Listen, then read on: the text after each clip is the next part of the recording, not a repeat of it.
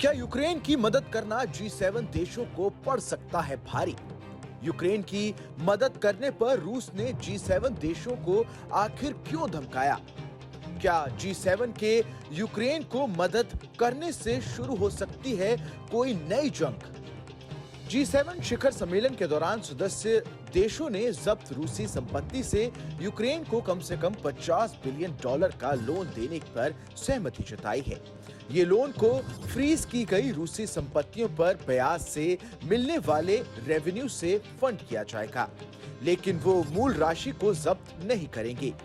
G7 देशों के इस फैसले पर रूस के सरकारी मीडिया ने बड़ी चेतावनी दे दी है।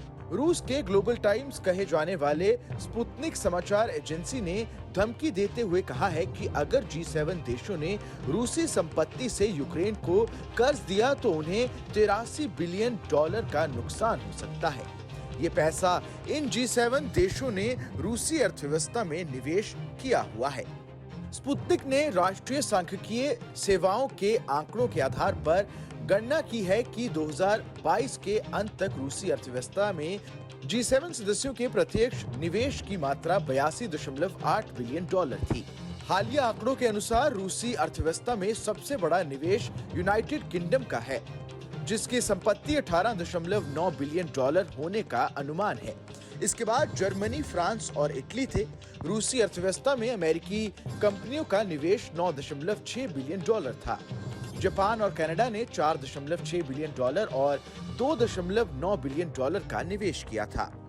आपको बता दें कि शुक्रवार को इटली में अपने शिखर सम्मेलन के पहले दिन के बाद एक बयान में G7 देशों ने औपचारिक रूप से यूक्रेन को वर्ष के अंत तक लगभग $50 बिलियन का ऋण प्रदान करने के अपने इरादे की पुष्टि की, जिसे फ्रीज की गई रूसी संपत्तियों की आय से चुकाया जाएगा।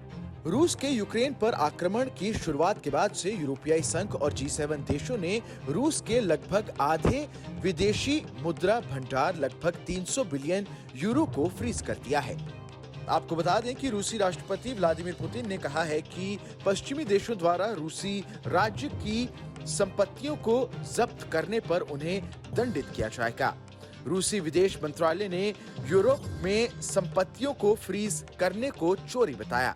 वहीं रूस के विदेश मंत्री ने चेतावनी दी है कि अगर उसके भंडार को जब्त किया गया तो रूस जवाब देगा।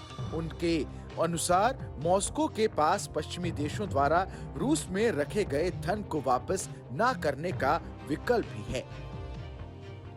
इस खबर में बस इतना ही।